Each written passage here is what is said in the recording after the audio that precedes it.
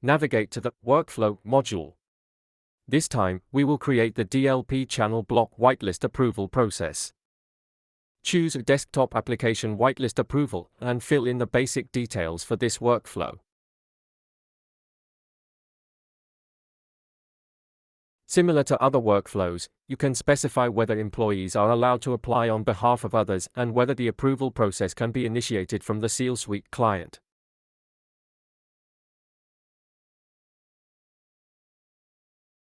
Select the scope of employees allowed to trigger this approval and choose the desktop applications they can request approval for.